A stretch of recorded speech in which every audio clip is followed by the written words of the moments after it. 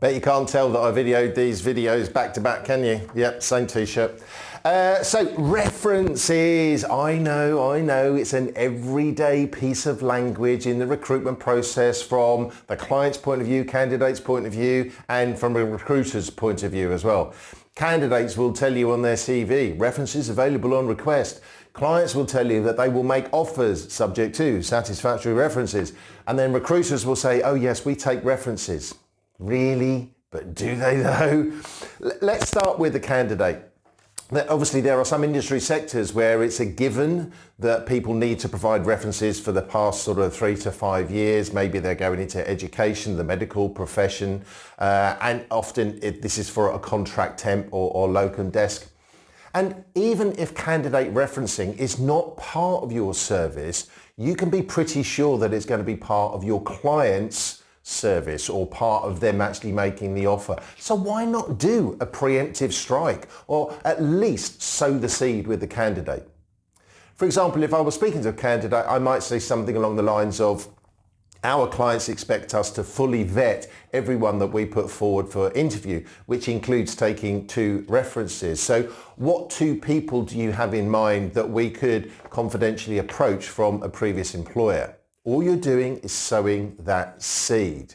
Now, with this approach, we're effectively blaming the client. We're putting the onus on the client. It's not for us, it's for the client, and it's part of their process. Because some candidates are a little bit reticent about giving referee names out. Why? Because they think recruiters are just going to go out there and pick up clients and job leads. They just think we're fishing for information. As if. Now, sowing the seed, even if you're not going to take the reference, might sound something like this. When our clients make an offer, they will make an offer subject to satisfactory references. So have you considered who you'll be providing as a reference? And then what you could do is you can start asking questions. I could say, well, my old boss at K2 Technologies. Okay, and what do you think your old boss would say about you?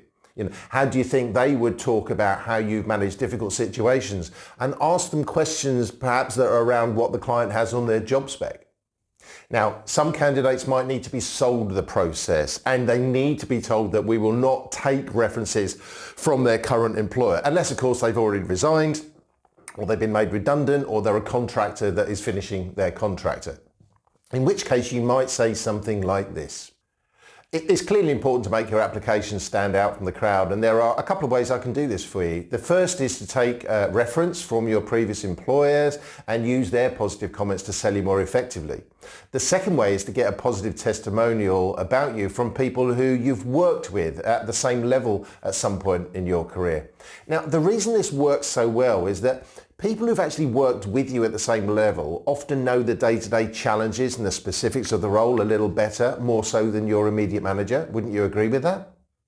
In that case, which 2 people have you worked with, either now or in the past or the same level as you, who can give a positive testimonial about your ability and help you to get a better job? Or there is another way. Starts off pretty similar. It's clearly important to make your application stand out from the crowd, and at this stage in the process, we always take a positive testimonial from a previous employer and use their positive comments to sell you more effectively. This is not the normal reference procedure, which is done through head office or HR. That'll be completed at a later stage. Now, the reason this works so well is that people that you've worked with directly tend to have a better understanding of how well you performed your job role, more so than HR or head office. Wouldn't you agree? In that case, who have you worked for, either now or in the past, who can give a positive testimonial about your ability and help you to secure a better job? Now, some of you might be thinking, oh, they're a bit wordy, Alan. Well, look, make them your own. If you want to shorten those, that's absolutely fine. But make sure that the candidate sees the value and how they will benefit from you taking a reference from their previous employer.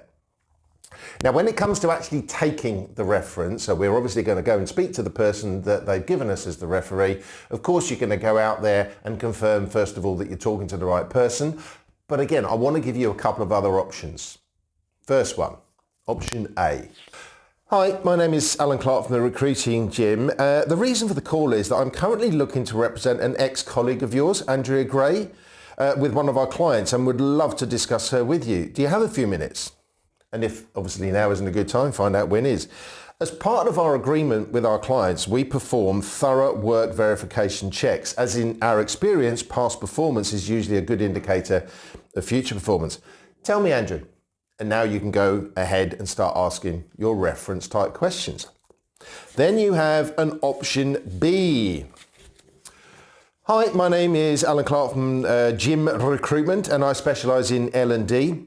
I'm currently working with a large recruitment company who's looking for a training manager to develop their induction program. Now, I'm thinking of approaching Jessica Beaumont with this opportunity, who I believe you used to work with. Is that right? Yes, that's right. I just wanted your professional opinion on her ability to perform such a role. Tell me, in what capacity did you work together? And then, of course, there's option C. Option C is your own one, or a combination of the two that I've just given you. I think when you think about it, option A that I gave you, what we're really doing here is we're doing a bit of a sell, a bit of an under-the-radar sell to the client. Because what we're saying is, as part of our agreement with our clients, we perform thorough work verification checks. Now, we're not saying references, thorough work verification checks. Now, they're comparing that to maybe recruiters they're working with and say, well, actually, my recruiter doesn't do that.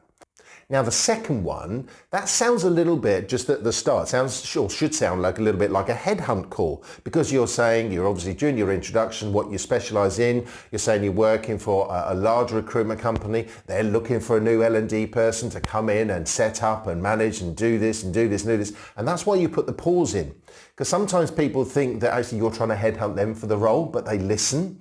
And then you go in with the second part, which is, and I'm thinking of approaching XYZ with this opportunity. Tell me, how did you work together? So you've got a couple of opportunities there and a couple of options as to how you can ask for references. So there you go, you've got a couple of options. And then, of course, if you get the nod and they start talking, then you can go ahead and start asking your reference type questions. But obviously, these questions are going to be relevant to the job role that you're recruiting for or the marketplace that you work in. Now, here's the other thing with references. Don't try and turn them straight into BD calls, because it just diminishes the importance and the value of the call. Clients think that you're just using this as a ruse to try and do business with them. So this is how I would recommend you finish off the call.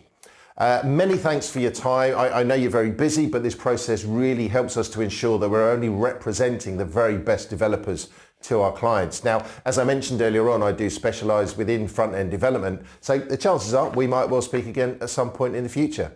In the meanwhile, I'd like to send you my contact details, and we'd be happy to answer any questions you have about how else we help our clients to secure the top talent of Java specialists in the marketplace. What's your email address? And you pretty much leave it at that. Now, if they say to you, well, actually, Alan, we're looking for people like that right now. Now, anyone that's running a contracts desk, just put your fingers in your ears right now. If the client says, oh, we're looking for people like that right now, just say to them, that's fantastic.